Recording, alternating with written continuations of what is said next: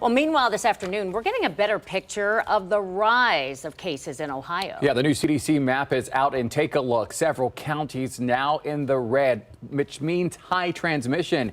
That includes Franklin County tonight. Here is a look at the cases reported this week, and you can see this week we are seeing an increase of more than 2,000 cases compared to last week. And with those at-home rapid tests more accessible now, many positive cases aren't being reported to the Ohio Department of Health. So what should we be looking at to know just how severe COVID is in our community? 10 TV's Lindsay Mills takes that question to a member of our team of experts.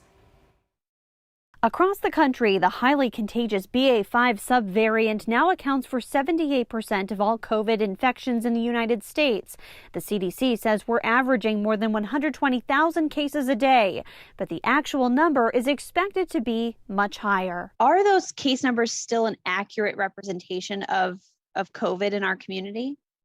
You know, I think one of the things that has changed is that we definitely have these home tests that are available, and not everybody is reporting the results of their home test, whether it's positive or negative. Dr. Maddie Sabani, an infectious disease specialist at OSU Wexner Medical Center, says even if the weekly case counts don't account for every single positive case, it's still a useful tool to monitor the spread of the virus and any trends. That's why it's going to be a continued task of seeing what the case numbers are, see if there's any mutation that has occurred, making sure that the antibodies that we can give patients still work, and also making sure that the vaccines still work. It's information health leaders and families can monitor alike to determine how safe it is to do certain activities based on your risk for severe illness. I worry about patients who are pregnant. I worry about our patients who have cancers, who have transplants. Dr. Sabani says the factors to watch for are hospitalizations and transmission levels. So transmission essentially accounts for positive tests. How many positive tests are there